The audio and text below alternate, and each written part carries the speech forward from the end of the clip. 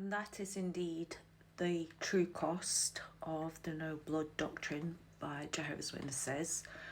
And as this comment highlights, it is not hypothetical when, you're having to carry a no blood directive when they speak from platforms or write in their magazines about examples of when people refuse blood transfusion and something happens.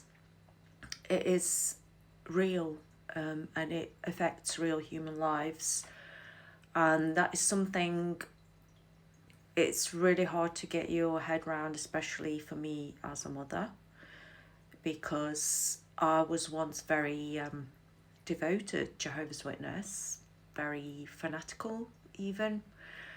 And the 2 times when I was going through childbirth, it really brought it home just how fragile it all is. Now, I was incredibly lucky that I'm still here. There were complications both times. I had preeclampsia first time with my first child, and I had to be induced. With the second pregnancy, I didn't have preeclampsia. However, during childbirth, there were some complications and I did lose a lot of blood.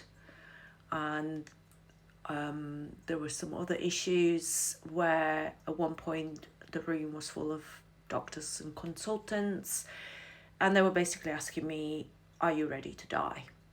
And in that moment, I was still very much of a devout Jehovah's Witness. But as I said, I'm very lucky that I'm still here, because I could have left a toddler and a newborn baby without a mother.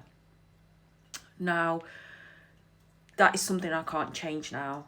However, what I can do is speak up about this, speak up about these crazy, nonsensical beliefs or rules based on a book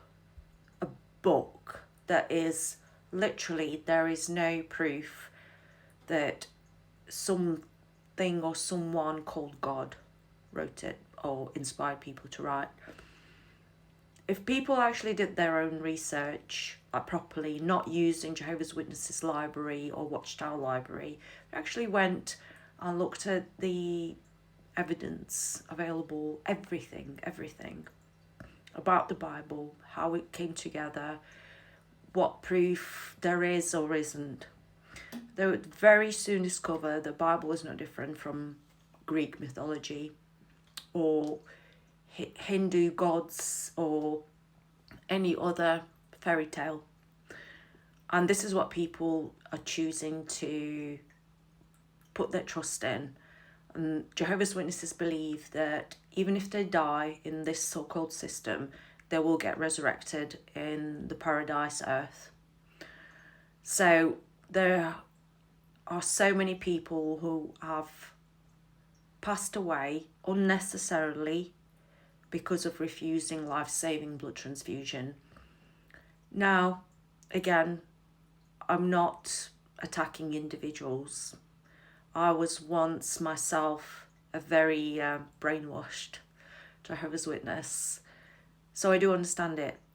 However, coming through it on the other end, I do hope that anyone who is having doubts or is maybe studying with Jehovah's Witnesses or getting involved, that they will think and they will do their research fully. If you're an adult, you've got your duty of care to ensure that you know everything before you commit yourself to that organisation. And children should not be subject to it. Children should not be made to get baptised or commit themselves to this organisation, definitely not before age 18. And unfortunately, there's a lot of child baptism going on there. I can remember when I joined Jehovah's Witnesses, they were so proud of the fact that they didn't baptise little infants like, traditional churches do. They're actually no different. because, you know, they'll let an 8-year-old to get baptized, you know, just because it seems that this 8-year-old understands and is mature enough to understand. No, they don't. They don't understand. I was 14 when I met Jehovah's Witnesses, got baptized just after my 15th birthday. Did I understand it? No, I didn't. Not fully.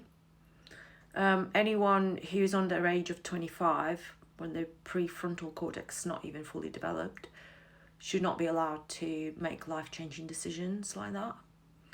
So, yes, I just wanted to continue this conversation because it is very serious, and I will continue speaking up about it, because when I was still Jehovah's Witness, there were people who actually praised me for, like, oh, you were willing to die for Jehovah.